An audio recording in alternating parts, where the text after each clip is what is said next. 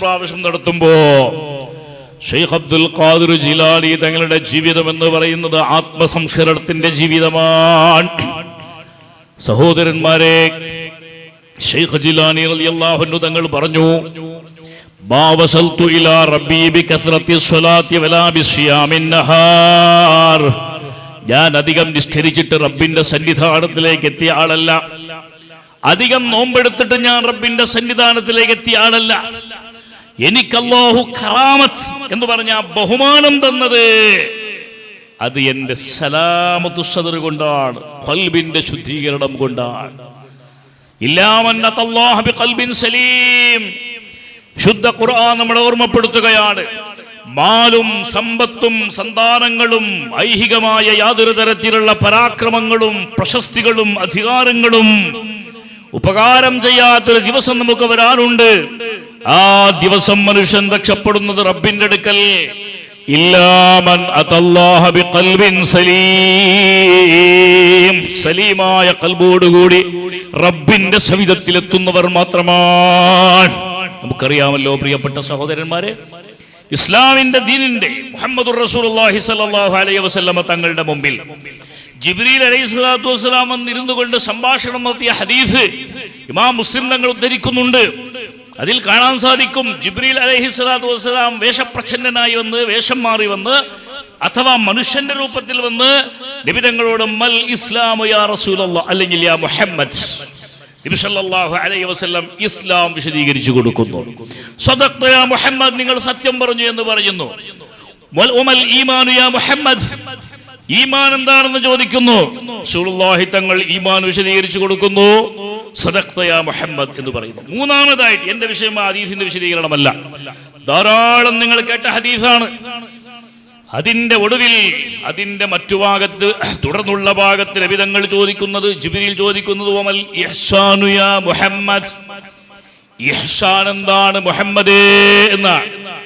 ഒരു മനുഷ്യന്റെ ദീൻ പൂർത്തിയാകണമെങ്കിൽ ഇസ്ലാം ഉണ്ടാകണം, ഈമാൻ ഉണ്ടാകണം, ഇഹ്സാൻ ഉണ്ടാകണം. ഇസ്ലാം കർമ്മപരമായ കാര്യങ്ങളാണ്, ഈമാൻ വിശ്വാസപരമായ കാര്യങ്ങളാണ്, ഇഹ്സാൻ ആത്മശുദ്ധീകരണമാണ്, ആത്മത്തിന്റെ സംസ്കരണമാണ്. ഖദ് അഫ്ലഹ മൻ തസക്കാ വദകറ സ്മ റബ്ബിഹി ഫസല്ലാ ബൽ തുഅ്സിറൂനൽ ഹയാത്തദ് ദുനിയാ വൽ ആഖിറതു ഖൈറുൻ വഅബ്ഖാ. വിശുദ്ധ ഖുർആൻ പരസ്പരങ്ങളിലും നമ്മളോട് സൂചിപ്പിച്ച ആത്മശുദ്ധീകരണം, ഇത് ഈ ലോകത്ത് തകരുന്ന സമയത്ത്, മനുഷ്യൻ ഭൗതികതയുടെ അടിമയായി മാറുന്ന സമയത്ത്, ഭൗതികമായ പ്രലോഭനങ്ങളും സമ്പത്തുകളും ഐശ്വര്യങ്ങളും ആത്മീയമായ മാനങ്ങളിൽ നിന്ന് മനുഷ്യനെ പിന്തിരിപ്പിക്കുന്ന സമയത്ത്, സഹോദരന്മാരെ, അല്ലാഹു ഇതുപോലെയുള്ള ഔലിയാക്കളെ ലോകത്തേക്ക് അയക്കും. അവർ മനുഷ്യന്റെ ഹൃദയശുദ്ധീകരണം എന്ന ലക്ഷ്യം വെച്ചുകൊണ്ട് ഈ ലോകത്ത് പ്രവർത്തിക്കും. സയ്യിദത്തുനാ ഫാത്തിമത്തു സുഹ്റ റളിയല്ലാഹു അൻഹ, നമുക്കറിയാം, നബി സല്ലല്ലാഹു അലൈഹി വസല്ലമ തങ്ങളുടെ പ്രിയപ്പെട്ട മകൾ. ഈ ലോകത്തൊരു മനുഷ്യൻ എന്ന നിലയിൽ ഹബീബായ റസൂലുള്ളാഹി സ്വല്ലല്ലാഹു അലൈഹി വസല്ലം തങ്ങൾ ഏറ്റവും അധികം സ്നേഹിച്ചൊരു വ്യക്തി, ഒരു മനുഷ്യ ജീവി ലോകത്തുണ്ടെങ്കിൽ അതാരാണ്? സയ്യിദത്തുനാ ഫാത്തിമത്തു സുഹ്റ ബിൻതു റസൂലില്ലാഹ്, നബി തങ്ങളുടെ പ്രിയപ്പെട്ട മകളാണ്.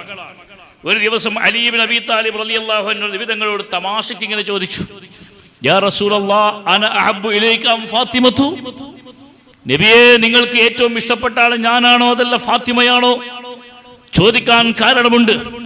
ഇസ്ലാമിന്റെ പ്രബോധന രംഗങ്ങൾ മുഴുവനും ജ്വലിച്ചു നിൽക്കുന്നത് അലി ഇബ്നു അബീ താലിബ് തങ്ങളാണ്. സർവയുദ്ധങ്ങളുടെയും മുമ്പിൽ നിന്നുകൊണ്ട് പോരാടുന്ന ശക്തിശാലിയായ, ബുദ്ധിമാനായ, തത്വജ്ഞാനിയായ വ്യക്തിയാണ് സയ്യിദുനാ അലി ഇബ്നു അബീ താലിബ് റളിയല്ലാഹു അൻഹു. ഉമ്മയുടെ ഗർഭാശയത്തിൽ ഇരിക്കുന്ന സമയത്ത് പോലും വിഗ്രഹത്തിന്റെ മുമ്പിൽ തലകുനിക്കാത്തതിന്റെ പേരിൽ കറമല്ലാഹു വജ്ഹ, അവരുടെ മുഖത്തെ അല്ലാഹു ആദരിച്ചിട്ടുണ്ട് എന്ന വളരെ മഹത്തായ സ്ഥാനമാനങ്ങൾ നേടിയ ആളാണ് അലി ഇബ്നു അബീ താലിബ് റളിയല്ലാഹു അൻഹു. അലി ഇബ്നു അബീ താലിബ് തങ്ങൾ പ്രായപൂർത്തിയാകുന്നതിന് മുമ്പ് ഇസ്ലാം സ്വീകരിച്ച ആളാണ്. ബദ്റുഹുദ്, ഖന്തഖുകളിൽ, ഖൈബറിൽ ഇസ്ലാമിന്റെ യശസ്സുയർത്തിയ നേതാവാണ്. അലി ഇബ്നു അബീ താലിബ് തങ്ങൾ നബി തങ്ങൾക്ക് ഏറെ ഇഷ്ടപ്പെട്ട മനുഷ്യനാണ്. അതൊന്ന് ഉറപ്പുവരുത്താൻ വേണ്ടി അലി ഇബ്നു അബീ താലിബ് തങ്ങളോട് ചോദിക്കുകയാണ്, അന അഹബ്ബു ഇലൈക അം ഫാത്തിമത്തു യാ റസൂലല്ലാഹ്, ഞാനാണോ അങ്ങേക്ക് ഏറ്റവും ഇഷ്ടം, ഫാത്തിമയാണോ എൻ്റെ ഭാര്യ, അങ്ങയുടെ മകൾ ഫാത്തിമയാണോ അങ്ങേക്ക് ഇഷ്ടമെന്ന് ചോദിക്കുമ്പോ മുഹമ്മദുർ റസൂലുള്ളാഹി സ്വല്ലല്ലാഹു അലൈഹി വസല്ലം തങ്ങൾ അലി ഇബ്നു അബീ താലിബിന്റെ മുഖത്ത് നോക്കി പറഞ്ഞു പോയി, ഫാത്തിമത്തു അഹബ്ബു ഇലയ്യ മിൻക യാ അലി. ഈ ലോകത്തൊരു മനുഷ്യജീവി എന്ന നിലക്ക് എനിക്ക് ഏറ്റവും പ്രിയപ്പെട്ട ആൾ അതെന്റെ മകൾ ഫാത്തിമയാണെന്ന് മുഹമ്മദുർ റസൂലുള്ളാഹ്. ആ ഫാത്തിമ റളിയല്ലാഹു അൻഹ മരണപ്പെട്ടപ്പോ വളരെ ചെറിയ പ്രായത്തിലാണ് മരിക്കുന്നത്. 22 വയസ്സുള്ള സമയത്താണ് അവിടെ നിന്ന് മരിക്കുന്നത്. ആ മരണപ്പെട്ട പരിശുദ്ധമായ ജനാസ വഹിച്ചുകൊണ്ട് മഹാന്മാരായ സ്വഹാബത്ത് മദീനത്തെ പള്ളിയിൽ നിസ്കരിക്കാൻ വേണ്ടി പുറപ്പെടുകയാണ്. ജന്നത്തുൽ ബഖീൽ അവരുടെ ഖബർ കുഴിച്ചതിന്റെ പണികളൊക്കെ പൂർത്തിയായിക്കൊണ്ടിരിക്കുകയാണ്. ആ സമയത്ത് നിസ്കാരം കഴിഞ്ഞ് വിശുദ്ധമായ ജനാസ ആ മഖബറയിലേക്ക് വരുന്നതിന് മുമ്പ് അബൂദറുൽ ഗിഫാരി എന്ന സ്വഹാബി റളിയല്ലാഹു അൻഹു ഫാത്തിമ ബീവിയുടെ ഖബറിന്റെ അരികിൽ ചെന്നുകൊണ്ട് ആ ഖബറിലേക്ക് എത്തി നോക്കിയിട്ട് പറഞ്ഞു, യാ ഖബറു അതദ്രീ മനില്ലതി ജീനാ ബിഹാ ഇലൈക്. ഖബറേ, നിനക്കറിയോ നിരവധി മഹാന്മാരായ ആളുകളെ ദഫൻ ചെയ്ത ഭൂമിയാണ് ജന്നത്തുൽ ബഖീഅ. 10,000-ലധികം സ്വഹാബത്തിന്റെ മദ്ഫനാണ് ജന്നത്തുൽ ബഖീഅ. ഈ ഖബർസ്ഥാനിലേക്ക് ഒരു വിശിഷ്ടമായ അതിഥിയാണ് വരാൻ പോകുന്നത്. ഈ ഖബറിന്റെ അകത്തേക്ക് ഇന്ന് ഇറക്കപ്പെടുന്ന മയ്യിത്ത് ജനാസ വിശുദ്ധമായ ശരീരം ആരുടേതാണെന്ന് അറിയുമോ? ഖബറേ. ഖബർ സംസാരിക്കൂലല്ലോ. ഖബറിനോട് ചോദിക്കുമ്പോ ഖബർ സംസാരിക്കുവോ?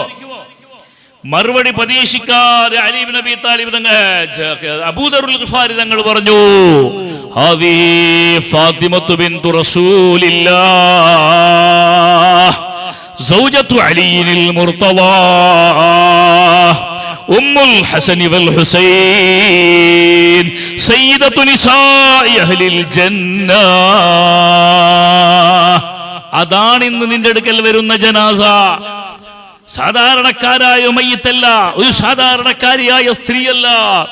മുത്തുനബി സല്ലല്ലാഹു അലൈഹി വസല്ലം തങ്ങളുടെ കരളിന്റെ കഷ്ടമാണെന്ന് വിശേഷിപ്പിക്കപ്പെട്ട തങ്ങളുടെ പ്രിയപ്പെട്ട പുത്രി ഫാത്തിമത്തു സുഹ്റ റളിയല്ലാഹു അൻഹ, അലി ഇബ്നു അബീ താലിബിന്റെ പ്രിയപ്പെട്ട സഹധർമ്മിണി ഫാത്തിമത്തു സുഹ്റ റളിയല്ലാഹു അൻഹ സ്വർഗീയ യുവാക്കളുടെ നേതാക്കളാണെന്ന് ഹബീബായ നബി തങ്ങൾ വിശേഷിപ്പിച്ച സിബ്തൈ റസൂലില്ലാഹി ഹസൻ ഹുസൈൻ റളിയല്ലാഹു അൻഹയുടെ പ്രിയപ്പെട്ട ഉമ്മ അവരാണ് ഇന്നത്തെ നിന്റെ അതിഥി. അതുകൊണ്ട് ഈ ശ്രദ്ധയോടെ പെരുമാറണം. നിനക്ക് ചില സ്വഭാവങ്ങൾ ഉണ്ടല്ലോ. മയ്യിത്തുകൾ നിന്റെ മുമ്പിൽ നിന്റെ അടുത്ത് വന്ന് ദഫൻ ചെയ്യുന്ന സമയത്ത് 2 ഭാഗങ്ങളും ഇങ്ങനെ പ്രസ് ചെയ്ത് മയ്യിത്തിനെ വല്ലാതെ വേദനിപ്പിക്കുന്ന ഒരു സ്വഭാവം നിനക്കുണ്ടല്ലോ. ഹബീബായ റസൂലുള്ളാഹി സ്വല്ലല്ലാഹു അലൈഹി വസല്ലം തങ്ങൾ പറഞ്ഞല്ലോ, മയ്യിത്തിന്റെ വാരിയെല്ലുകൾ 2 ഇങ്ങനെ കൂട്ടിപ്പിടിക്കുന്ന വിധത്തിൽ അത്ര കണ്ട് മയ്യിത്തിന്റെ 2 ഭിത്തികൾ തമ്മിൽ അടുത്തു വരുമെന്ന് മുഹമ്മദുർ റസൂലുള്ളാഹി സ്വല്ലല്ലാഹു അലൈഹി വസല്ലം തങ്ങൾ പറഞ്ഞുവല്ലോ. നിന്റെ അത്തരത്തിലുള്ള അതിക്രമങ്ങളൊന്നും ഈ ജനാസയോട് കാണിക്കരുത് കേട്ടോ. ആദിഹി ഫാത്തിമത്തു ബിൻതു റസൂലില്ലാഹ്. ആ സമയത്ത് ഖബർ എന്താണ് പറഞ്ഞതെന്നൊരു ഖബർ സംസാരിക്കില്ല ഞാൻ പറഞ്ഞല്ലോ. പക്ഷെ അന്ന് ഖബർ സംസാരിച്ചു. അബൂദറിനോട് ഖബർ സംസാരിച്ചു, യാ അബൂദർ ലൈസ ഹാദാ ദാറു ഹസബിൻ വലാ നസബ്. അബൂദറേ, ആരുടെ മകൾ, ആരുടെ പത്നി, ആരുടെ ഉമ്മ എന്ന യാതൊരു തരത്തിലുള്ള മാനദണ്ഡങ്ങളോടുകൂടി ഞാൻ ഈ ജനാസ സ്വീകരിക്കുന്ന വീടല്ല ഇത്. ഈ വീടിന് ചില നിയമങ്ങളുണ്ട്. ഞാൻ ഇവിടെ ആരെങ്കിലും പരാക്രമം കാണിക്കാതെ, കഷ്ടപ്പെടുത്താതെ, പ്രസ് ചെയ്യാതെ ഞാൻ രക്ഷപ്പെടുത്തുന്നത് ഇല്ലാ മൻ അതാനി ബിഖൽബിൻ സലീം. ആരുടെ റൂഹാണോ സലീമായി വരുന്നത്, സുരക്ഷിതമായി വരുന്നത്, ആരുടെ ആത്മമാണോ പവിത്രമായി ഇങ്ങോട്ട് വരുന്നത്, ആരുടെ ജസദാണോ ഏറ്റവും മഹത്വവൽക്കരിക്കപ്പെട്ട റബ്ബിന്റെ സംതൃപ്തിയുമായി എന്റെ അടുക്കൽ വരുന്നത്, അവരല്ലാതെ കുടുംബം നോക്കിയോ, തറവാടിത്തം നോക്കിയോ, മാതാപിതാക്കളുടെ പേര് നോക്കിയോ, ഭർത്താവിന്റെ സ്ഥാനമാനങ്ങൾ നോക്കിയോ ശിക്ഷരക്ഷകൾ നൽകുന്ന സ്വഭാവം എനിക്കില്ല എന്ന് ഖബറെന്ന അബൂദറിനെ വിളിച്ചു പറഞ്ഞുവെന്ന് നമുക്ക് കാണാൻ സാധിക്കുമ്പോൾ, പ്രിയപ്പെട്ട സഹോദരന്മാരെ, നമ്മൾ ആലോചിക്കണം. ചെറിയൊരു കുഞ്ഞു മരിച്ചു. ആയിഷ റളിയല്ലാഹു അൻഹ പൊട്ടിക്കരഞ്ഞു. ഉമ്മുൽ മുഅ്മിനീൻ ആയിഷ ബീവി റളിയല്ലാഹു അൻഹയോട് ചോദിച്ചു, ചെറിയ കുഞ്ഞല്ലേ മരിച്ചത്, അപ്പൊ എന്തിനാണ് നിങ്ങൾ കരയുന്നത് എന്ന് ചോദിച്ചു. ആയിഷ ഉമ്മ റളിയല്ലാഹു അൻഹ പറഞ്ഞു, റസൂലുള്ളാഹി പറയുന്നത് ഞാൻ കേട്ടിട്ടുണ്ട്, ആ ഖബറിന്റെ ഭിത്തികൾ തമ്മിൽ അടുക്കുന്ന സമയത്ത് വാരിയല്ലുകൾ തമ്മിൽ കോർക്കുന്ന വിധത്തിലുള്ള പ്രശ്നങ്ങൾ അവിടെ ഉണ്ടാകും. അങ്ങനെ ഉണ്ടാകുമ്പോൾ ഈ കുഞ്ഞു മോളത് എങ്ങനെ സഹിക്കുമെന്ന് കരുതിയിട്ടാണ് ഞാൻ കരയുന്നത് എന്ന് സയ്യിദത്തുന ആയിഷത്തു സിദ്ദീഖ റളിയല്ലാഹു അൻഹ പറഞ്ഞു എന്നാണ് പറയുന്നത്. അപ്പൊ ഖബറിന്റെ കഥ വലിയ പ്രശ്നമുള്ളതാണ്. ആ ഖബറിന്റെ സലാമത്തിനുള്ള ഏകൈക വഴി ഇല്ലാമൻ അത്തല്ലാഹ ബിഖൽബിൻ സലീം, വിശുദ്ധമായ ഖൽബുമായി അല്ലാഹുവിന്റെ മുമ്പിലെത്തുക എന്നത് മാത്രമാണ്. മറ്റൊന്നും ഫലപ്പെടാത്ത ദിവസമാണ് പ്രിയപ്പെട്ടവരെ ആ ദിവസം. നമ്മൾ മനസ്സിലാക്കുക, ഷെയ്ഖ് ജിലാനി തങ്ങൾ നമുക്ക് നൽകുന്നത് അതാണ്. ആ ഒരു സന്ദേശമാണ് നമുക്ക് നൽകുന്നത്. ആത്മീയതയാണ് നമ്മുടെ ഏറ്റവും വലിയ മഹത്വമുള്ള നമ്മുടെ സിദ്ധാന്തം. അതാണ് ഇസ്ലാം എന്ന് പറഞ്ഞാൽ കാട്ടിക്കൂട്ടലുകളോ പ്രാക്ടീസുകളോ എന്തെങ്കിലും ഇബാദത്ത് എന്ന പേരിൽ നടത്തുന്ന ദൈഹികമായ ഏതെങ്കിലും തരത്തിലുള്ള പ്രവർത്തനങ്ങളോ അല്ല. അതുണ്ട്, അതോടൊപ്പം തന്നെ മനഃശുദ്ധിയോടുകൂടിയുള്ള പ്രവർത്തനങ്ങളാണ്. ഷെയ്ഖ് സയ്യിദുനാ സിദ്ദീഖ് തങ്ങളെ പറ്റി റസൂലുള്ളാഹി സ്വല്ലല്ലാഹു അലൈഹി വസല്ലം തങ്ങൾ എന്താണ് പറഞ്ഞത്? സിദ്ദീഖുൽ അക്ബറിനെ ചൂണ്ടിയിട്ട് നബി തങ്ങൾ പറഞ്ഞു, നിങ്ങൾക്കിടയിൽ സിദ്ദീഖുൽ അക്ബറിന്റെ സ്ഥാനം വേറെ ഏതെങ്കിലും ബാഹ്യമായ ഇബാദത്തുകളെ കൊണ്ടല്ല, പക്ഷേ അവിടുത്തെ ഹൃദയത്തിൽ ഒരു ബഹുമാനമുള്ള വസ്തുവുണ്ട്.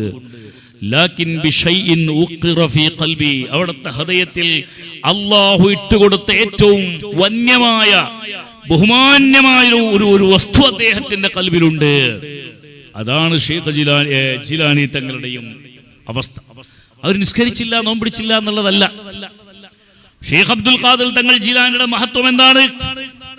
ലോകത്തെ മുഴുവനും നന്നാക്കാനുള്ള, എങ്ങനെയാണ് നന്നായത്? ജിലാനി തങ്ങൾ വഅദ് പറയുന്ന സദസ്സിൽ നിരവധി മയ്യിത്തുകൾ വീഴുമായിരുന്നു. ജിലാനി തങ്ങളുടെ വഅദ് കഴിഞ്ഞിട്ട് സദസ്സ് പിരിയുന്ന സമയത്ത് കസേരകളും ടേബിളുകളും ബാക്കിയുള്ള ഒരുക്കങ്ങൾ മാത്രമല്ല മാറ്റിവെക്കേണ്ടി വരുന്നത്. ജിലാനി തങ്ങളുടെ വഅദ് കഴിഞ്ഞ സദസ്സിൽ നിരവധി മയ്യിത്തുകളെ കൊണ്ടുപോയി ദഫൻ ചെയ്യുന്ന സ്ഥിതികൾ ഉണ്ടായിരുന്നു. അതല്ലേ ഖാദി മുഹമ്മദ് പറഞ്ഞത്, അവരോട് മജ്ലിസിൽ തുകളിയിറങ്ങുന്നോവർ, അവരോട് വഅദാലേ പലരും ചാകുന്നോവർ, അവരുടെ വഅദാലേ പലരും ചാകുന്നോവർ. നിരവധി മയ്യിത്തുകൾ ഷെയ്ഖ് ജിലാനി തങ്ങളുടെ സദസ്സിലുണ്ടാകും. സ്വർഗത്തെ പറ്റി പറയുമ്പോൾ സ്വർഗത്തിന്റെ ആ കഥകളൊക്കെ കേട്ടിട്ട് അമ്പരന്നുകൊണ്ട് അത്ഭുതപ്പെട്ടുകൊണ്ട് ആളുകൾ മരിക്കും.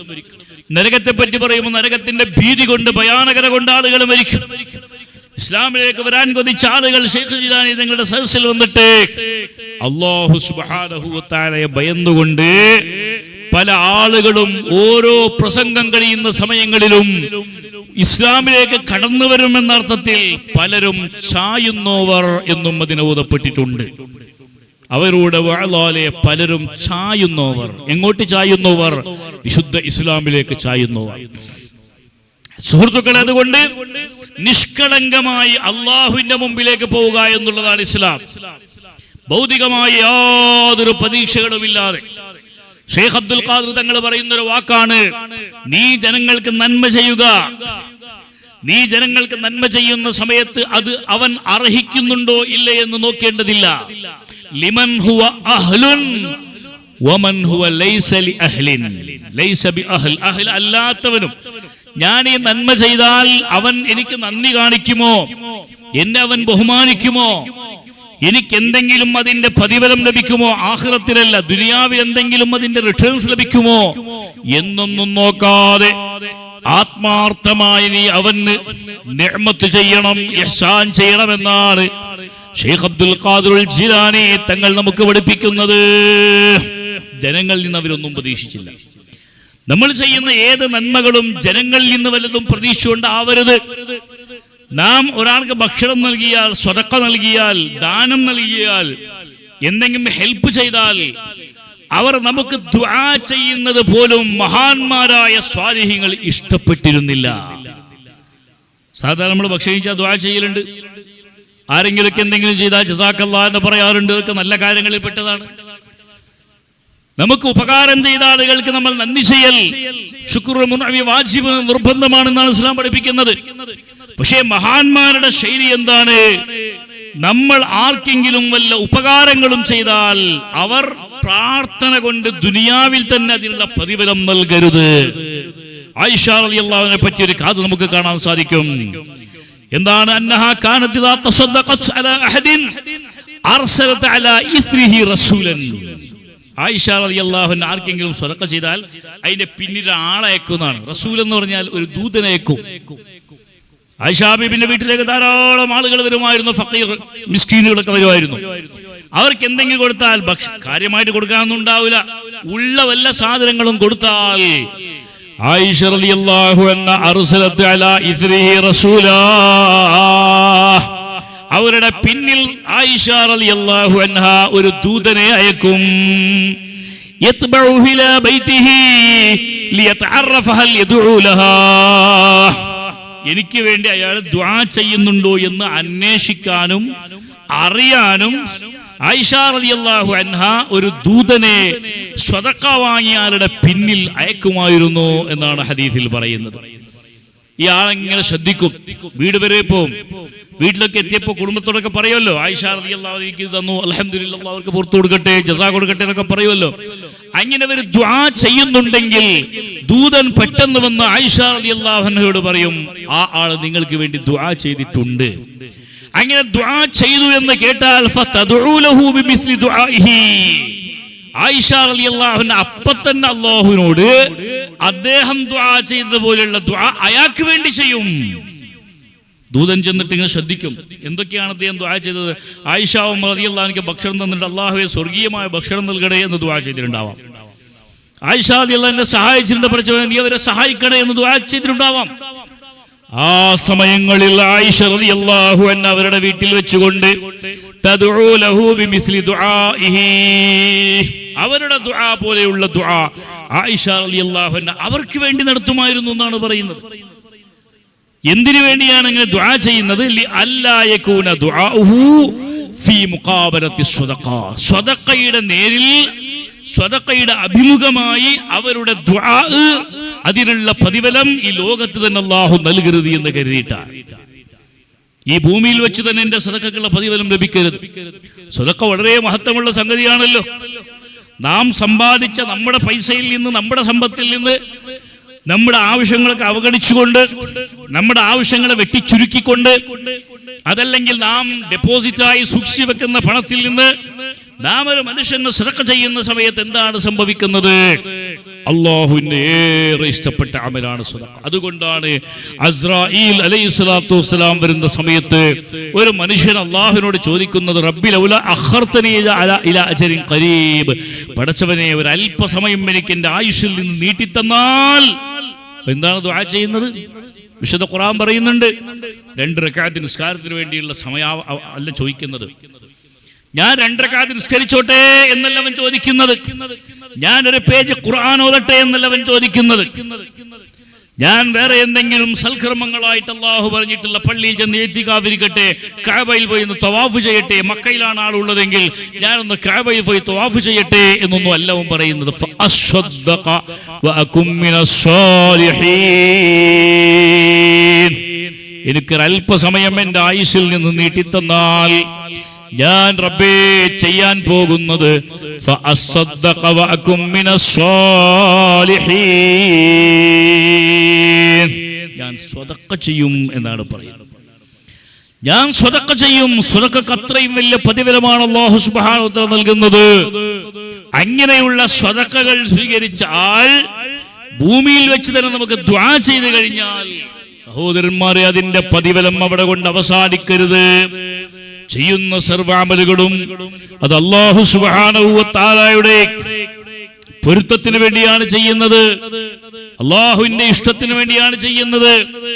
ഷേഖ് അബ്ദുൽ ഖാദിർ തങ്ങൾ പറഞ്ഞൊരു വാക്ക് നമുക്ക് കാണാൻ സാധിക്കും. ഭൂമി മുഴുവനും എന്റെ കയ്യിൽ വന്നാൽ, ഈ ലോകം മുഴുവനും എന്റെ കയ്യിൽ വന്നാൽ, അത് മുഴുവനും വിറ്റ് കിട്ടുന്ന ക്യാഷ് കൊണ്ട് ഞാൻ ഈ ലോകത്ത് പാവങ്ങൾക്ക് ഭക്ഷണം നൽകുമെന്നാണ് അബ്ദുൽ ഖാദിറുൽ ജീലാനി ഖദ്ദസല്ലാഹു തആല സിറഹുൽ അസീസ് തങ്ങൾ പറയുന്നത്. ആളുകൾക്ക് ഭക്ഷണം കൊടുക്കുക എന്ന് പറയുന്നത് അള്ളാഹുവിന്റെ ദീനിൽ ഏറ്റവും മഹത്വമുള്ള ഒരു സംഗതിയാണ്. വിശുദ്ധ റമദാൻ വരാൻ പോവുകയാണ്. നമുക്ക് റമദാനിന്റെ സന്ദേശം എന്താണ് സഹോദരന്മാരെ? റമദാനിന്റെ സന്ദേശം മറ്റൊന്നുമല്ല. റമദാനിന്റെ സന്ദേശം ഈ ലോകത്ത് ഒരു മനുഷ്യന് സഹിക്കുന്നതിൽ വെച്ച് ഏറ്റവും വലിയ വികാരം അത് വിശപ്പ് എന്ന വികാരമാണ്. വിശപ്പിനേക്കാൾ ഭീകരമായ ഭീതിതമായ മറ്റൊരു വികാരം ഈ ലോകത്ത് ഒരു മനുഷ്യൻ സഹിക്കാനില്ല. സഹിക്കാൻ പറ്റാത്ത വിശപ്പിന്റെ സമയങ്ങളിൽ ഹറാമായ മൃഗങ്ങളെ പോലും ഭക്ഷിക്കാൻ പറ്റുമെന്ന് വിശുദ്ധ ഖുർആൻ ഇസ്ലാം നമ്മെ പഠിപ്പിക്കുന്നത്. അത്രയും വലിയ തീക്ഷണമായ ഒരു വൈകാരിക അവസ്ഥയാണ് വിശപ്പ് എന്ന് പറയുന്നത്.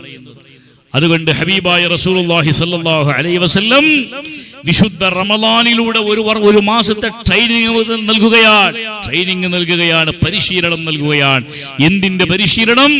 എല്ലാ ഭക്ഷണ പാനീയങ്ങളും നമ്മുടെ മുമ്പിൽ ഉണ്ടായിട്ട് പോലും ആ ഭക്ഷണ പാനീയങ്ങളെ ത്യജിച്ചുകൊണ്ടുള്ള, വിശപ്പിനെ മനഃപൂർവ്വം ആഹ്വാനിച്ചുകൊണ്ടുള്ള, സ്വാഗതം ചെയ്തുകൊണ്ടുള്ള ഒരു അവസ്ഥയിലേക്ക് മനുഷ്യൻ നീങ്ങുക എന്നത് അല്ലാഹു സുബ്ഹാനഹു വ തആലക്ക് വളരെയധികം ഇഷ്ടപ്പെട്ട സംഗതിയാണ്.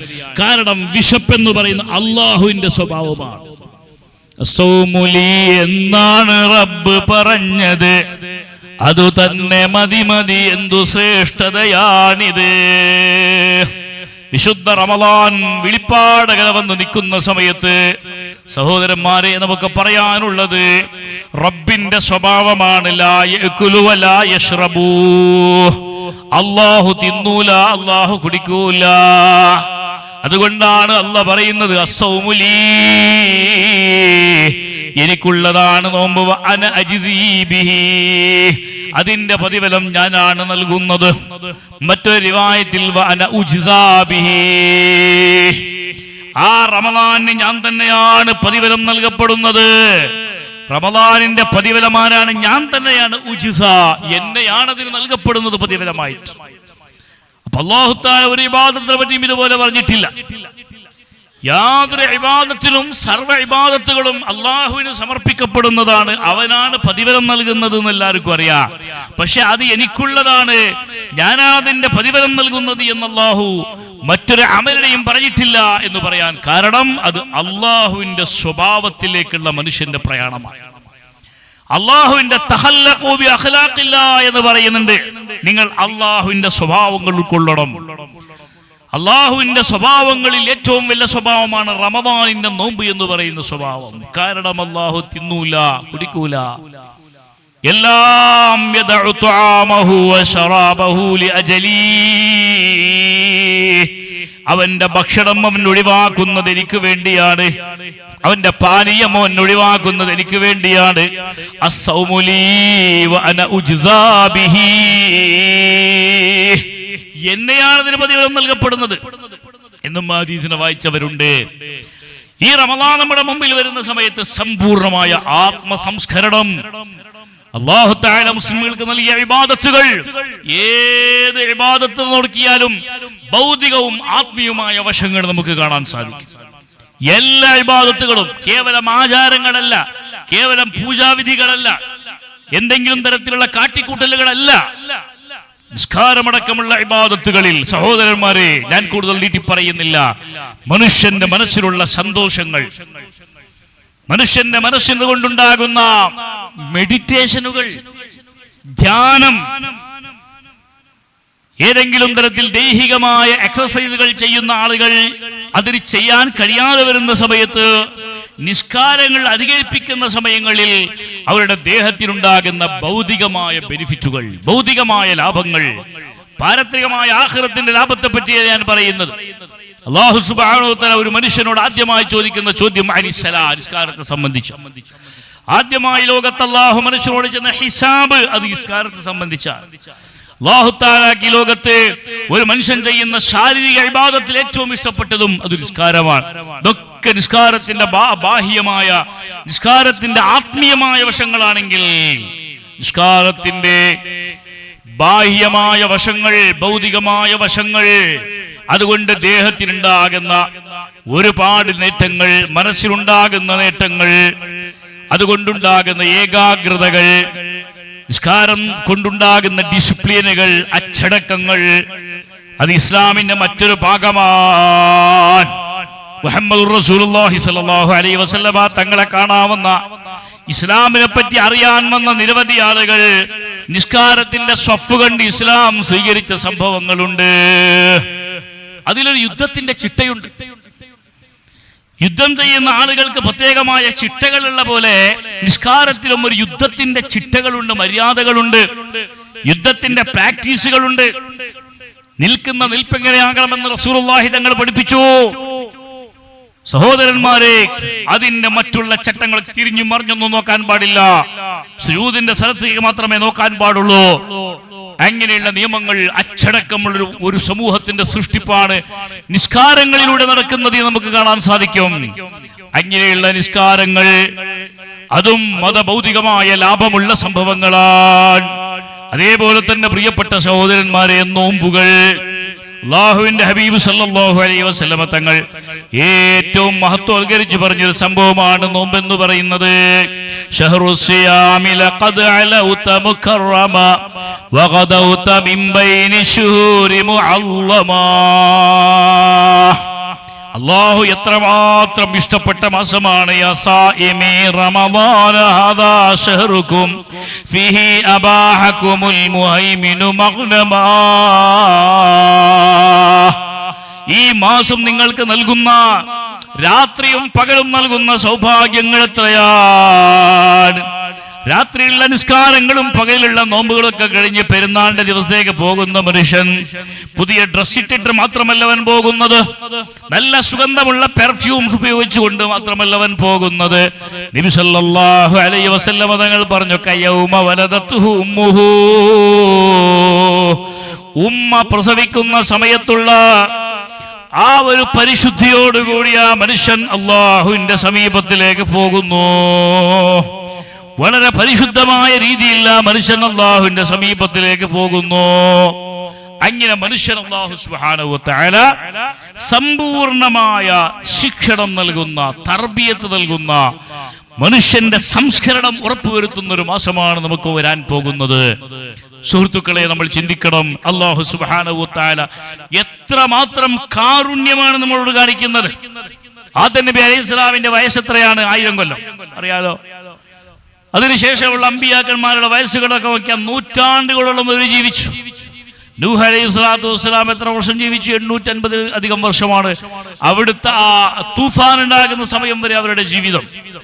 ഇബ്രാഹിം നബിയും ഇസ്മായിൽ നബിയും എല്ലാ അമ്പിയാക്കളും ഒരുപാട് കാലം ഈ ലോകത്ത് ജീവിച്ചവരാണ്. പക്ഷേ റസൂലുള്ളാഹി സ്വല്ലല്ലാഹു അലൈഹി വസല്ലമ തങ്ങൾക്ക് നിർബന്ധമുണ്ട്.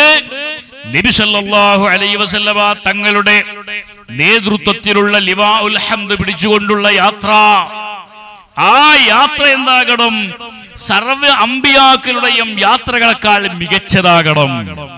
റസൂലുള്ളാഹി സ്വല്ലല്ലാഹു അലൈഹി വസല്ലമ തങ്ങളുടെ നേതൃത്വത്തിൽ ആഖിറത്തിൽ വെച്ചുകൊണ്ട് വലിയൊരു റാലി നടക്കാനുണ്ട്, ജാഥ നടക്കാനുണ്ട്. ആദം അലൈഹിസ്സലാം മുതൽ സർവ്വ അമ്പിയാക്കളും അവരുടെ അനുയായികളുമായിട്ടൊരു വലിയ യാത്ര, ഒരു ജാഥ പോകുന്ന ഒരു സന്ദർഭം അല്ലാഹുവിന്റെ ഹബീബ് തങ്ങൾ വിശദീകരിക്കുന്നുണ്ട്. അതിൽ റസൂലുള്ളാഹി സ്വല്ലല്ലാഹു അലൈഹി വസല്ലമ തങ്ങളുടെ ആ യാത്രയാണ് ഒന്നാമതായിട്ട് പോകുന്നത്. അതിലാണ് അധികം ആളുകൾ ഉണ്ടാകേണ്ടത്, അതാണ് ഏറ്റവും ജനനിബിഡമാകേണ്ടത്.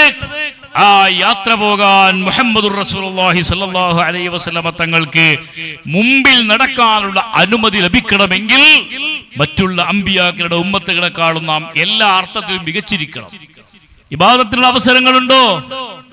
ചുരുങ്ങിയ അവസരമാണല്ലോ നമുക്കുള്ളത്. നമുക്ക് അല്ലാഹു നൽകുന്ന അവറേജ് ആയുസ് എത്രയാണ്? 60 മുതൽ 70 വയസ്സ് വരെ മാത്രമാണ്. ഇമാം ബൈഹഖി ഉദ്ധരിക്കുന്ന ഹദീസിൽ കാണാം, അഅ്മാറു ഉമ്മത്തി മാ ബൈന 60 വ 70.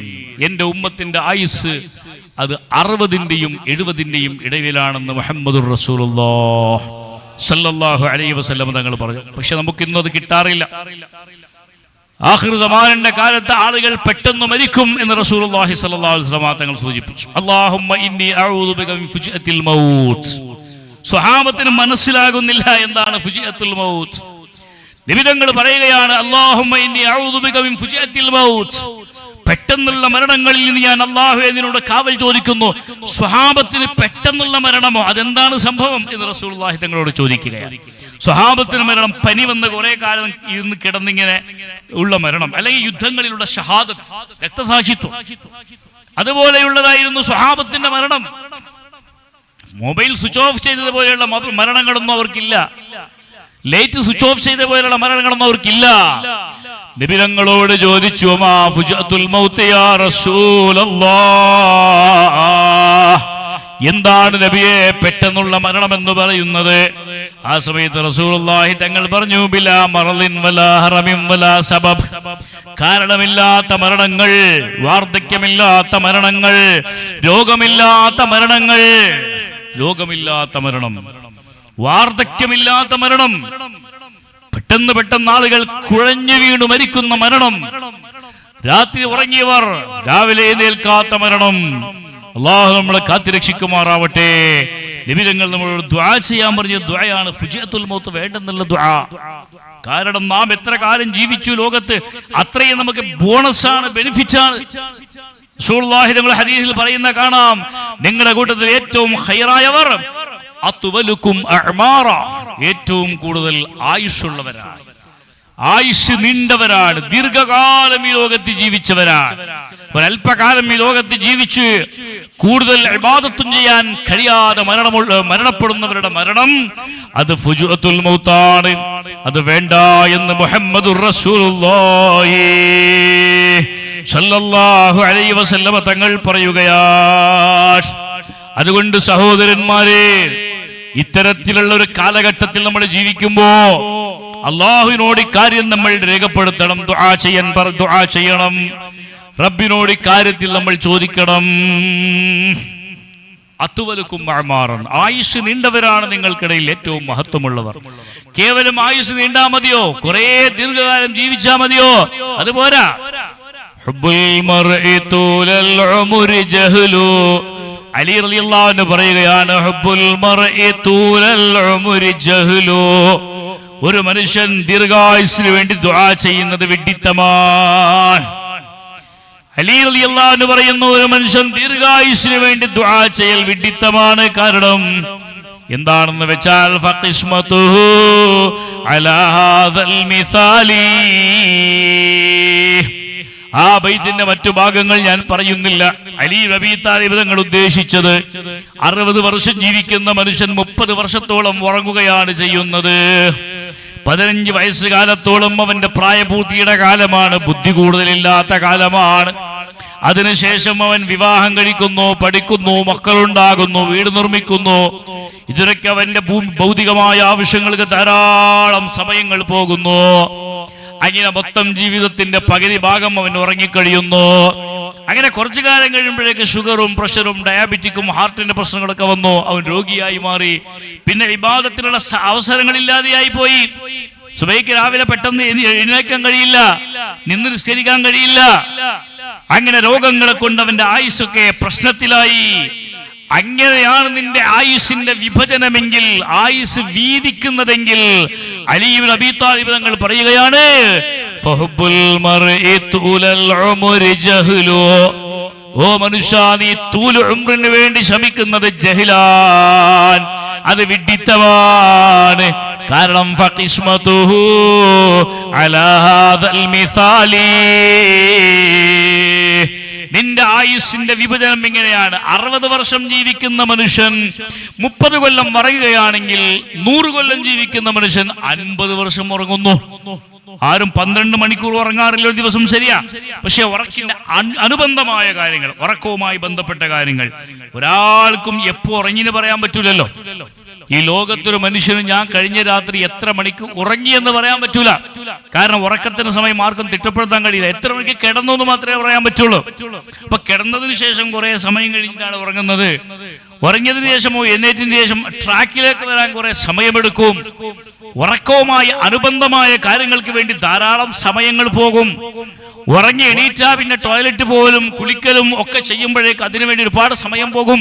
ഇങ്ങനെയൊക്കെ കഴിഞ്ഞാൽ നിന്റെ ദിവസത്തിന്റെ പകുതി ഭാഗം അതിനുവേണ്ടി നീ നഷ്ടപ്പെടുത്തുകയാണെന്ന് ഇമാം അലി റളിയല്ലാഹു അൻഹു പറയുകയാണ്. അപ്പൊ അത്തരത്തിലുള്ള ഒരു ദീർഘായുസ് നമുക്ക് ആവശ്യമുണ്ടോ? ഒരിക്കലും ആവശ്യമില്ല. ആയുസിന്റെ ഓരോ സമയങ്ങളും വളരെയധികം കരഞ്ഞുകൊണ്ട് അല്ലാഹുവിനെ ഭയന്നുകൊണ്ട് ശൈഖ് ജിലാനി തങ്ങളുടെ ജീവിതം നമുക്ക് ഉദാഹരണമാണ്.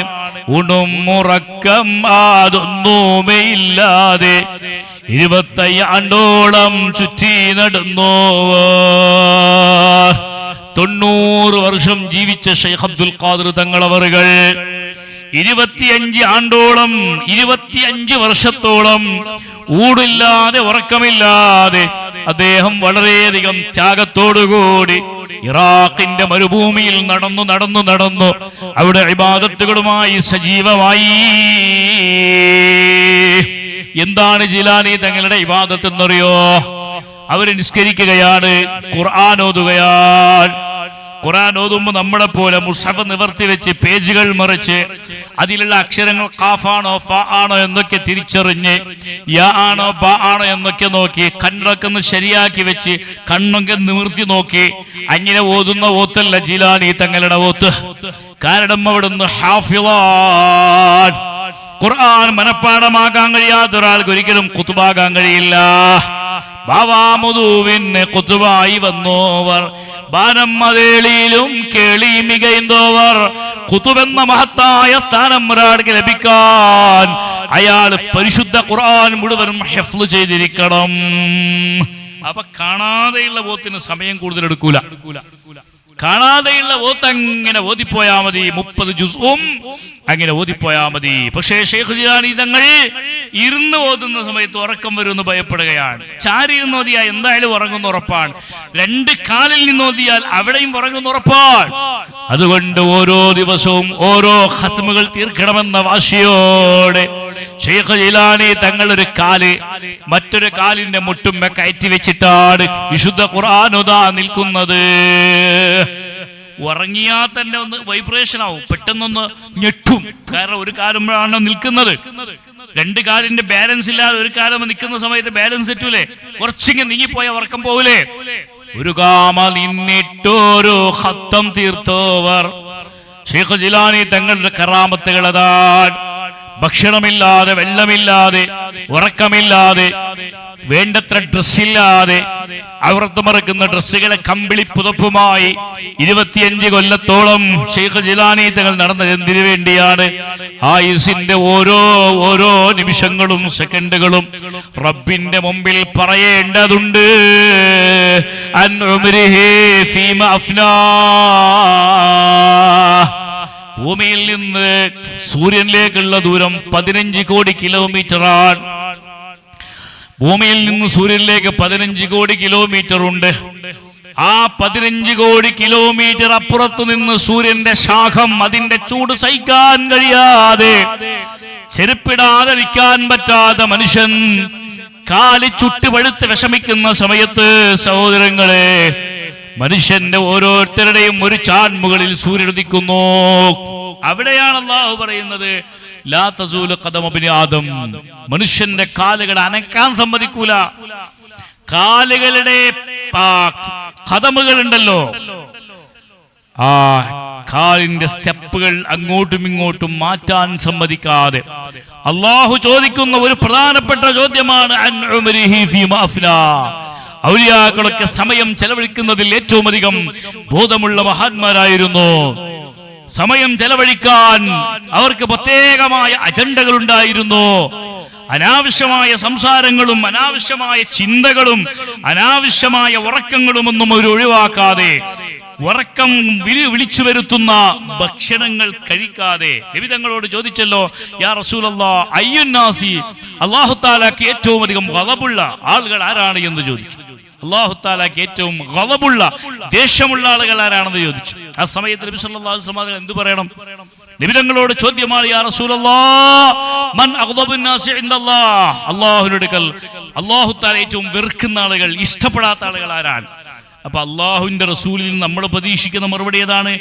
കള്ളു കുടിക്കുന്നവൻ, നിസ്കരിക്കാത്തവൻ, അല്ലേ, വ്യഭിചരിക്കുന്നവൻ, പലിശ വാങ്ങുന്നവൻ എന്നല്ലേ നമ്മൾ പ്രതീക്ഷിക്കാം. നബി തങ്ങളുടെ മറുപടി അതായിരുന്നില്ല. നബി സല്ലല്ലാഹു അലൈഹി വസല്ലമ തങ്ങൾ പറഞ്ഞു, അല്ലാഹു തആലക്ക് ഈ ഭൂമി ലോകത്ത് ഏറ്റവും വെറുപ്പുള്ള ആൾ അക്കാൽ, അധികം തിന്നുന്നവനാണ്, വനവ്വാബ്, അധികം ഉറങ്ങുന്നവനാണ്, വശറൂബ്, അധികം കുടിക്കുന്നവനാണ്. കുടിക്കുന്നവൻ എന്ന് പറയുമ്പോൾ മദ്യപാനം ചെയ്യുന്നവൻ, കള്ളു കുടിക്കുന്നവൻ എന്നല്ല ഇതിനർത്ഥം. ശുദ്ധമായ വെള്ളം അധികം കുടിക്കരുത്, ജ്യൂസുകൾ അധികം കുടിക്കരുത്, ചായ അധികം കുടിക്കരുത്. നമ്മൾ കുടിക്കുന്ന വെള്ളത്തിന്റെ പ്രമാണങ്ങൾ അത് കുറയ്ക്കണം, ഭക്ഷണം അത് കുറയ്ക്കണം. റസൂലുള്ളാഹി സ്വല്ലല്ലാഹു അലൈഹി വസല്ലമ തങ്ങൾക്ക് ദിവസത്തിൽ 3 നേരം ഭക്ഷണം എന്നൊരു സങ്കല്പമില്ല ഇസ്ലാമിൽ. അല്ലാഹുവിന്റെ ഹബീബിന്റെ ഭക്ഷണം നോമ്പില്ലാത്ത ദിവസങ്ങളിൽ 1 നേരം മാത്രമായിരുന്നു. ആ ഭക്ഷണത്തിന്റെ പാത്രങ്ങളിൽ സുപ്രയിൽ 1-ലധികം ഐറ്റം ഭക്ഷണങ്ങൾ ഉണ്ടായിരുന്നില്ല. നമുക്ക് ഹലാലാണ്, മുബാഹാണ്, ശറഈന്റെ വിധികളിൽ മുബാഹാണ് ഭക്ഷണം കഴിക്കുക എന്നുള്ളത്. നബി സല്ലല്ലാഹു അലൈഹി വസല്ലമ തങ്ങൾ കുറഞ്ഞ ഭക്ഷണം കഴിച്ചു നൽകുക, നമ്മളും 1 നേരം തന്നെ ഭക്ഷണം കഴിക്കണം നിന്നില്ല. നമുക്ക് ഭക്ഷണം കഴിക്കാം, ഹലാലായ ഭക്ഷണം കഴിക്കുന്നതിന്റെ വിരോധമില്ല. പക്ഷേ തസവ്വുഫിന്റെ ആത്മജ്ഞാനികളായ പണ്ഡിതന്മാര് പറയുന്നത്, അല്ലാഹു തആലക്ക് ഏറ്റവും ഇഷ്ടമില്ലാത്ത ആളുകൾ കുല്ലു അക്കാലിൻ വനവ്വാമിൻ ശറൂബ് സയ്യിദുനാ മുഹമ്മദുർ റസൂലുള്ളാഹ്, അധികം തിന്നുന്നവൻ അല്ലാഹുവിന് ഇഷ്ടമില്ല, അധികം ഉറങ്ങുന്നവൻ അല്ലാഹുവിന് ഇഷ്ടമില്ല, അധികം കുടിക്കുന്നവന്, വെള്ളം കുടിക്കുന്നവന് അല്ലാഹുവിന് ഇഷ്ടമില്ല. അതൊക്കെ നിങ്ങളുടെ ശരീരത്തെ ക്ഷീണിപ്പിക്കും, നിങ്ങളുടെ മനസ്സിന് അൽ ബിത്നതു തുദ്ഹിബുൽ ഫിത്ന എന്ന് മഹാന്മാർ പറഞ്ഞതായിട്ട് കാണാം. പള്ള നിറച്ചുണ്ണുന്നത് ബുദ്ധിയെ ഇല്ലാതാക്കുമെന്ന് ഇസ്ലാം നമ്മെ പഠിപ്പിക്കുകയാണ്. അതുകൊണ്ട് നമുക്ക് ബുദ്ധി വേണം. മനുഷ്യന്റെ വിശേഷമായ സ്വഭാവമാണല്ലോ ബുദ്ധി, അത് വേണം. മദ്യപാനം ഇസ്ലാം അത്രയും കർശനമായി നിഷേധിക്കാൻ കാരണം എന്താണ്? മദ്യപാനം എന്ന് പറയുന്നത് അള്ളാഹു അത്രയും കർശനമായി നിഷേധിക്കാൻ, നിരോധിക്കാൻ, ഹറാമാക്കാനുള്ള കാരണം മറ്റൊന്നുമല്ല, അത് മനുഷ്യന്റെ ഏറ്റവും പ്രധാനപ്പെട്ട ബുദ്ധിയെ ഇല്ലാതാക്കി കളയും. വലഖദ് കറംനാ ബനി ആദം എന്ന് പറയുന്ന ആയത്തിന്റെ തഫ്സീറിൽ ഖുർആനിൽ നമുക്ക് മുഫസ്സിരീങ്ങൾ പറഞ്ഞതായിട്ട് കാണാം. അല്ലാഹു തആല മനുഷ്യനെ ഇക്റാം ചെയ്യാനുള്ള കാരണം, തക്രീം ചെയ്യാനുള്ള കാരണം, ആദരിക്കാനുള്ള കാരണം വിശേഷ ബുദ്ധിയാണ്. ഏതാണ് ആ മനുഷ്യന്റെ ബുദ്ധി? ഓരോ 10 കൊല്ലം കഴിയുമ്പോഴും മനുഷ്യന്റെ IQ വളരുന്നതെന്നാണല്ലോ പറയുന്നത്. മനുഷ്യന്റെ ബുദ്ധിശക്തി ഓരോ 10 വർഷം കഴിയുമ്പോഴും അധികരിച്ചു കൊണ്ടിരിക്കുകയാണ്. ജനറേഷനുകൾ മാറി മാറി വരികയാണ്. ഓരോ കാലഘട്ടത്തിലും ഒരു പ്രത്യേകമായ ജനറേഷൻ തലമുറകൾ ഈ ലോകത്ത് ജനിക്കുകയാണ്. ഓരോ തലമുറകൾക്കും ഓരോ പ്രത്യേകതകൾ ഉണ്ടാവുകയാണ്. ആ പ്രത്യേകതകൾ മുഴുവൻ ബുദ്ധിയെ അധികരിച്ചുകൊണ്ടാണ്, ബുദ്ധിയുമായി ബന്ധപ്പെട്ടുകൊണ്ടാണ്. അതുകൊണ്ട് മനുഷ്യനോട് വിശുദ്ധ ഖുർആൻ പറഞ്ഞ് ചിന്തിക്കണം, ആലോചിക്കണം, തഫക്കുർ ചെയ്യണം എന്നൊക്കെയാണ്. ഈ ചിന്താശക്തിയെ നശിപ്പിക്കുന്ന ഒരു കാര്യത്തെയും ഇസ്ലാം സമ്മതിക്കുന്നില്ല. അതുകൊണ്ടാണ് പ്രിയപ്പെട്ടവരെ, പാനം എന്ന് പറയുന്നത് കുടിക്കുന്ന സാധനമാകണമെന്നില്ല. കുല്ലു മുസ്കിരിൻ ഹറാമുൻ, എല്ലാ മസ്തുണ്ടാക്കുന്ന സംഗതികളും ഹറാമാണ് എന്ന് സയ്യിദുനാ മുഹമ്മദുർ റസൂലുള്ളാഹ്. ഇസ്ലാമിലെ ഏറ്റവും വലിയ തെറ്റേതാണ്? എല്ലാവർക്കും അറിയാലോ. ഇസ്ലാമിലെ ഏറ്റവും വലിയ തെറ്റേതാണ്? ഷിർക്കാണ്. ഇസ്ലാമിലെ ഏറ്റവും വലിയ തെറ്റ് ഷിർക്കാണ്. ആ ഷിർക്ക് എന്ന് പറയുന്നത് തൗബയില്ലാത്ത തെറ്റാണ്. എന്തുകൊണ്ടെന്നാൽ ഒരാൾ ഷിർക്ക് ചെയ്യുമ്പോൾ അവൻ കാഫിറാകുന്നു, മുശ്രിക്കാകുന്നു. മുശ്രിക്കീങ്ങളുടെ തൗബ അല്ലാഹു സ്വീകരിക്കില്ല, കാഫിരീങ്ങളുടെ സ്വർഗ്ഗം അല്ലാഹു സ്വീകരിക്കുകയില്ല. അവർ ഇസ്ലാമിലേക്ക് വന്ന് ഷഹാദ കലിമ ഉച്ചരിച്ച് ഇസ്ലാമിലേക്ക് പ്രവേശിക്കണം. അതിനുശേഷമേ അല്ലാഹു തൗബ സ്വീകരിക്കുകയുള്ളൂ. അതുകൊണ്ട് ഏറ്റവും വലിയ തെറ്റെന്ന് പറയുന്നത് ഈ ലോകത്ത് അഅ്ളമുൽ കബായിർ അശ്ശിർകു മുഹമ്മദുർ റസൂലുള്ളാഹ്, ലോകത്തിലെ ഏറ്റവും വലിയ തെറ്റെന്ന് പറയുന്നത്, കബായിർ എന്ന് പറയുന്നത് അത് ഷിർക്കാണ്. റബ്ബല്ലാത്ത മറ്റൊരു തന്നുള്ള ഇബാദത്താണ്, ആരാധനയാണ്. അപ്പൊ ഷിർക്കാണ് ലോകത്തിലെ ഏറ്റവും വലിയ തെറ്റെങ്കിൽ, ഷിർക്ക് കഴിഞ്ഞാൽ ഈ ലോകത്തുള്ള ഏറ്റവും വലിയ തെറ്റേതാണ്? ഷിർക്കിന് ശേഷം 2ാം സ്ഥാനം നിൽക്കുന്ന തെറ്റേതാണ്? എന്റെയോ നിങ്ങളുടെ സംശയമല്ല. ഈ സംശയം ചോദിച്ച ആളുകൾ ആരാണെന്നറിയോ? സയ്യിദുനാ റസൂലുള്ളാഹി സ്വല്ലല്ലാഹു അലൈഹി വസല്ലമ തങ്ങളുടെ വഫാത്തിന് ശേഷം ഇന്ന അബൂബക്കർ വ ഉമറ റളിയല്ലാഹു അൻഹുമാ വന്നാസൻ ജലസു ബഅദ വഫാത്തി റസൂലി സ്വല്ലല്ലാഹു അലൈഹി വസല്ലം. അബൂബക്കർ സിദ്ദീഖ് തങ്ങൾ, ഉമറുൽ ഫാറൂഖ് തങ്ങൾ, വനാസൻ സഹാബത്തിൽപ്പെട്ട ചില ആളുകൾ, സ്വഹാബത്തിന്റെ പ്രമുഖരായ സ്വഹാബത്തിൽ ഇരുന്നു നബി തങ്ങളുടെ വഫാത്തിന് ശേഷം ഹദീസുമായി ബന്ധപ്പെട്ട നബി തങ്ങളുടെ ജീവിതവുമായി ബന്ധപ്പെട്ട വിഷയങ്ങൾ ചർച്ച ചെയ്യാൻ വേണ്ടി ഒരുമിച്ചുകൂടി. എന്നിട്ട് അവർ ചർച്ച ചെയ്തു. ഫഫക്കറൂ ഫീ അഅ്ളമിൽ കബായിർ, ഏറ്റവും വലിയ കബീറത്ത് ശിർക്കിന് ശേഷം ഏതാണ് എന്ന വിഷയത്തിൽ അവർ ചർച്ച ചെയ്തു, ചിന്തിച്ചു.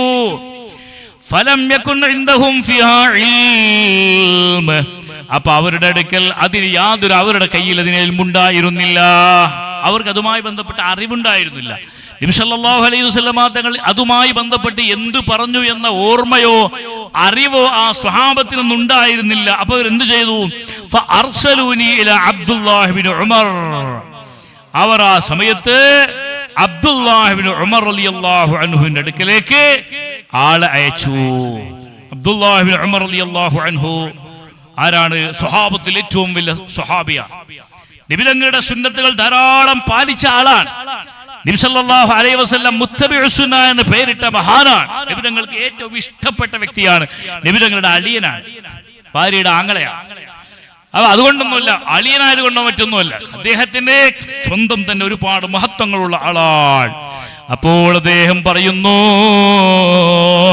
ഫഅർസലൂനി ഇലാ അബ്ദുല്ലാഹി ഇബ്നു ഉമർ അസ്അലുഹു, അപ്പോൾ ആളതിനെ പറഞ്ഞേക്കുകയാണ് അബ്ദുല്ലാഹി ഇബ്നു ഉമറിന്റെ അടുക്കലേക്ക്. എന്താണ് പറഞ്ഞേക്കാനുള്ള കാരണം?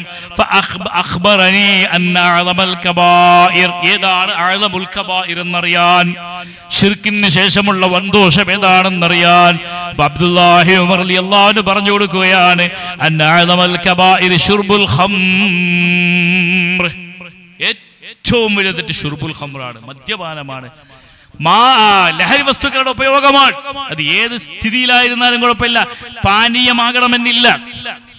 ലിക്വിഡായിട്ടോ സോളിഡായിട്ടോ ഏത് ഐറ്റം ആയിട്ട് മനുഷ്യനെ മയക്കുന്ന, മനസ്സിനെ മയക്കുന്ന ഏത് തരത്തിലുള്ള ഐറ്റങ്ങളും അത് മഹാ അബദ്ധങ്ങളും ഹറാമാണ് എന്ന് വിശുദ്ധ ഇസ്ലാം പഠിപ്പിക്കുന്നു.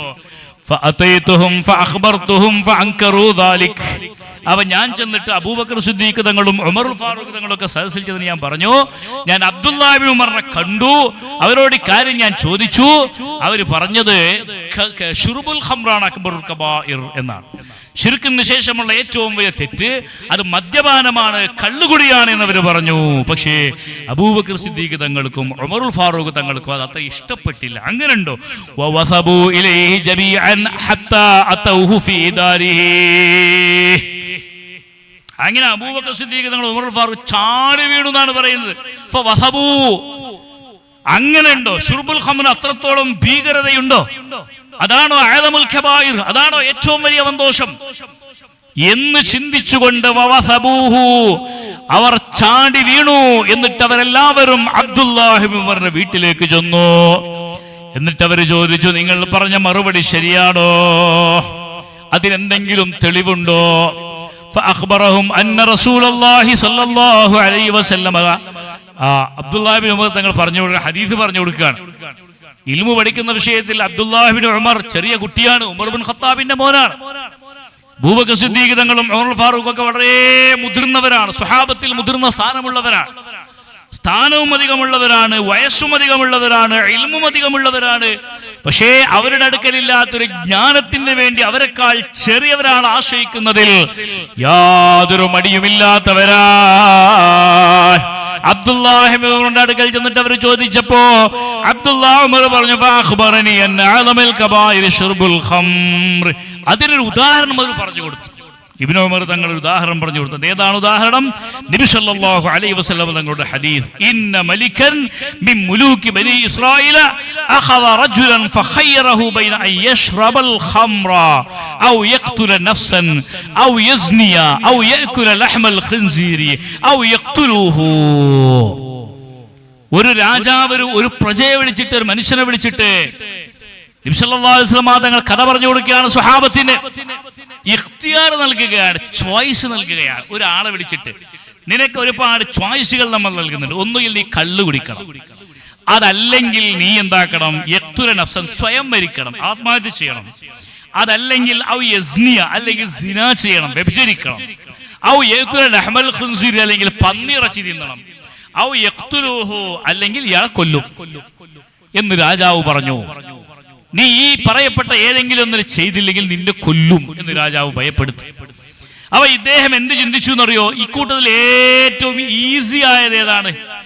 ഈ മനുഷ്യൻ ചിന്തിക്കുകയാണ്, പ്രയാസമില്ല, കൊല്ലുക എന്നുള്ളതും പ്രയാസമുള്ളതാണ്, സിന ചെയ്യുക എന്നുള്ളത് അത്ര പരസ്യമായിട്ട് ചെയ്യാനൊന്നും പറ്റാത്ത സംഗതികളാണ്. സ്വയം മരിക്കുക എന്നുള്ള അത്ര വരെ കാര്യപ്പെട്ട ഈ കാര്യത്തിന് വേണ്ടി ഞാൻ സ്വയം മരിക്കേണ്ടതുണ്ടോ? അതല്ലെങ്കിൽ ഞാൻ മറ്റെന്തെങ്കിലും ചെയ്യേണ്ടതുണ്ടോ? പന്നിയിറച്ചി തിന്നുന്നുണ്ടോ? അതൊക്കെ ഈസിയുള്ള കാര്യമല്ലല്ലോ, അതൊക്കെ പ്രയാസമുള്ള കാര്യമല്ലേ എന്ന് മനസ്സിലാക്കിയ ആ മനുഷ്യൻ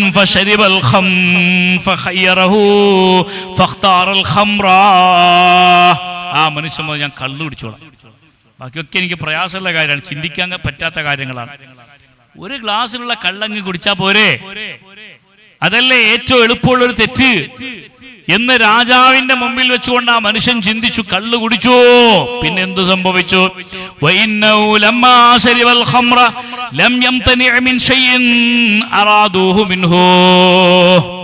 അവൻ മദ്യപാനം ചെയ്ത ഉടൻ തന്നെ അവൻ വ്യഭിചരിക്കുന്നു, ആളെ കൊല്ലുന്നു, പന്നിയിറച്ചി തിന്നുന്നു, ഒരുപാട് മോശപ്പെട്ട കാര്യങ്ങൾ അവൻ ചെയ്യുന്നു. അതുകൊണ്ട് സിദ്ദീഖുൽ അക്ബർ തങ്ങളോടും ഉമറുൽ ഫാറൂഖ് റളിയല്ലാഹു അൻഹുവിനോടും അദ്ദേഹത്തിന്റെ വീട്ടിലേക്ക് വന്ന് ഒച്ചപ്പാടുണ്ടാക്കിയ, അങ്ങനെയാണോ ആരാണ് പറഞ്ഞതൊക്കെ ചോദിച്ച് ചോദ്യം ചെയ്ത സ്വഹാബത്തിന്റെ മുമ്പിൽ ഈ കഥകൾ അബ്ദുല്ലാഹി ഇബ്നു ഉമർ റളിയല്ലാഹു അൻഹു പറഞ്ഞു കൊടുത്തു. ആ സമയത്ത് സഹോദരന്മാരെ, റസൂലുള്ളാഹി പറയുകയാണ്, മാമിൻ അഹദിൻ യശ്റബു ഫയുഖ്ബലു ലഹു സ്വലാത്ത് 40 യൗമ വലാ യമൂത് വഫീ മസാനതി ശൈഉൻ മിൻഹ. മദ്യപാനിയുടെ ഇബാദത്തുകൾ 40 ദിവസം അല്ലാഹു ഖബൂൽ ചെയ്യുകയില്ല. 40 ദിവസം. അതോടൊപ്പം അവന്റെ ആമാശയത്തിൽ ഒരൽപ്പം മദ്യത്തിന്റെ അംശമുണ്ടെങ്കിൽ അവൻ സ്വർഗം ഹറാമാക്കപ്പെടുമെന്ന് മുഹമ്മദുർ റസൂലുള്ളാഹ്. മറ്റൊരു ഹദീസിൽ കാണാം, നബിയും സ്വഹാബത്തും ഇങ്ങനെ ഖബർസ്ഥാനിലൂടെ നടന്നു പോകുമ്പോ ഒരു മനുഷ്യന് വല്ലാതെ ശിക്ഷിക്കപ്പെട്ടുകൊണ്ടിരിക്കുകയാണ്. ഖബറിന്റെ ഉള്ളിൽ റസൂലുള്ളാഹി കാണുമല്ലോ. ഷെയ്ഖ് ജിലാനി തങ്ങൾ തന്നെ പറഞ്ഞില്ലേ, കുപ്പിയകത്തുള്ള വസ്തുവിനെ പോലെ കാമാനാ നിങ്ങളുടെ കൽബകമെന്നോവർ. അപ്പൊ എന്തായാലും റസൂലുള്ളാഹി സ്വല്ലല്ലാഹു അലൈഹി വസല്ലം കാണാതിരിക്കോ? അല്ലാഹുവിന്റെ ഹബീബ് തങ്ങൾ സ്വഹാബത്തിനോട് നിർത്തി, എന്നിട്ട് പറഞ്ഞു, അതഅലമു അതദ്രി, നിങ്ങൾക്കറിയോ, നിങ്ങൾക്കറിയുമോ ബിമ യുഅദ്ദബു സാഹിബു ഹദൽ ഖബർ, ഈ ഖബറാളിക്ക് അല്ലാഹു ഇത്രയും വലിയ ശിക്ഷ കൊടുക്കാനുള്ള കാരണം എന്താണെന്നറിയോ? അവരറിയുന്നുണ്ടെങ്കിൽ അറിയുന്നു പറയില്ല. അവർ പറഞ്ഞു, അല്ലാഹു റസൂലു അഅലം, ഞങ്ങൾക്ക് അറിയില്ല നബി, അല്ലാഹു റസൂലിനും അറിയാം. അപ്പൊ നബി സല്ലല്ലാഹു അലൈഹി വസല്ലം അവരോട് പറഞ്ഞു, ജീവിതത്തിൽ ഒരു പ്രാവശ്യം, ഒരൊറ്റ പ്രാവശ്യം എന്തു ചെയ്തു? ഒരു വിദഗ്ധനായ ഡോക്ടർ ഇദ്ദേഹത്തിന്റെ രോഗശമനത്തിന് അല്പം മദ്യപാനമല്ലാതെ മറ്റു ചികിത്സാ വിധികളൊന്നും ഇല്ല എന്ന് പറഞ്ഞപ്പോ ലൈഫിൽ ഒരു സമയം മാത്രം, ഒരൊറ്റ ദിവസം, ഒരേ ഒരു സമയം മാത്രം അദ്ദേഹം മദ്യപിച്ചു എന്ന് സയ്യിദുനാ മുഹമ്മദുർ റസൂലുള്ളാഹ്. ആ മദ്യപാനിയായ മനുഷ്യൻ അല്ലാഹു തആല ശിക്ഷിച്ചു കൊണ്ടിരിക്കുകയാണ്. എന്തുകൊണ്ടാണ് അത്രയും കാര്യങ്ങൾ അത്രയും നിഷിദ്ധമായ രൂപത്തിൽ അല്ലാഹു അവതരിപ്പിക്കാൻ? നമുക്കൊന്നും അതിനെപ്പറ്റി പറയേണ്ട ആവശ്യമില്ല. മദ്യത്തിന്റെ ലഹരി ബാധിച്ച്, മയക്കുമരുന്നിന്റെ ലഹരി ബാധിച്ച് ജനങ്ങളിൽ നിന്ന് ചെയ്തു കൂട്ടുന്ന പ്രവർത്തികൾ എല്ലാ ദിവസങ്ങളിലും നമ്മൾ കണ്ടുകൊണ്ടിരിക്കും. ഉമ്മയെ കൊല്ലുന്നവർ, ഉപ്പയെ കൊല്ലുന്നവർ, കുടുംബത്തെ മുഴുവനും കൊല്ലുന്നവർ, മനസ്സിന്റെ ലക്കുകെട്ട് സഹോദരന്മാരെ അവർ ചെയ്യുന്ന അതിക്രമങ്ങൾ എന്ന് ഈ ലോകത്ത് വല്ലാതൊരു ഭീതിയുടെ നിഴലിൽ കൊണ്ടുപോയിരിക്കുകയാണ് നമുക്ക് കാണാൻ സാധിക്കും. അല്ലാഹു നമ്മുടെയും നമ്മുടെ സന്താനങ്ങളെയും കാത്തുരക്ഷിക്കുമാറാവട്ടെ. അതുകൊണ്ട് പ്രിയപ്പെട്ട സഹോദരന്മാരെ, ജീലാനി തങ്ങൾ നയിച്ച വഴി, ആ വഴിയിലേക്കാണ് നമ്മൾ പോകേണ്ടത്. സമയം കളയാതിരിക്കുക. ഏറ്റവും അമൂല്യമായ സമ്പത്താണ് അല്ലാഹു ഒരു മനുഷ്യന് നൽകുന്ന സമയം എന്ന് നമ്മൾ മനസ്സിലാക്കുക. പ്രിയപ്പെട്ടവരെ, നമ്മിൽ പലർക്കും പ്രശ്നം തന്നെ ടൈം പാസ്സാകുന്നില്ല എന്നുള്ളതാണ്. ടൈം പാസ്സാകുന്നില്ല എന്നുള്ളതാണ്. അതിനുവേണ്ടി ഖുറാഫാത്ത്, അതിനുവേണ്ടി സ്വറ പറയൽ, അതിനുവേണ്ടി ഗീബത്ത് പറയൽ, നിരന്തരമായി മൊബൈൽ തോണ്ടിക്കൊണ്ടിരിക്കൽ. സഹോദരന്മാരെ, അത്തരത്തിലുള്ള പ്രശ്നങ്ങൾ നമ്മുടെ ജീവിതത്തെ ഏറ്റവും ഖേദമുള്ള സംഗതികളാക്കി മാറ്റുമെന്ന കാര്യത്തിൽ യാതൊരു സംശയമില്ല. സമയമാണ് ലൈഫ് എന്ന് പറഞ്ഞാൽ എന്താണ്? അൻ ഉംരിഹി ഫീമാ അഫ്നാ എന്ന് പറഞ്ഞാൽ എന്താ? നിന്റെ ജീവിതം നീ എന്തിൽ ചെലവഴിച്ചു എന്ന അല്ലാഹുവിന്റെ ചോദ്യത്തിന്റെ ഉദ്ദേശം എന്താണ്? Life equal to time. Life എന്ന് പറഞ്ഞാൽ ടൈമാണ്. നിന്റെ ജീവിതം എങ്ങനെ ചെലവഴിച്ചു എന്നതിന്റെ അർത്ഥം, ചോദ്യം, നീ നിന്റെ സമയം എങ്ങനെ ചെലവഴിച്ചു എന്നതാണ്. മഹാന്മാരായ ഇമാമുന ഷാഫി തങ്ങൾ നിങ്ങൾക്കറിയില്ല, എത്ര വലിയ ആലിമാണ്, എത്ര വലിയ മഹാപണ്ഡിതനാണ്. ആരെങ്കിലും വല്ല ചോദ്യങ്ങൾ ചോദിച്ചാൽ കുറെ നേരം മൗനമായിരിക്കും എന്നാണ് പറയുന്നത് ഇമാം ഷാഫി തങ്ങൾ. പെട്ടെന്ന് എടുത്തു ചാടി മറുപടി പറയാറില്ല. അപ്പൊ ശിഷ്യന്മാർ ചോദിക്കും,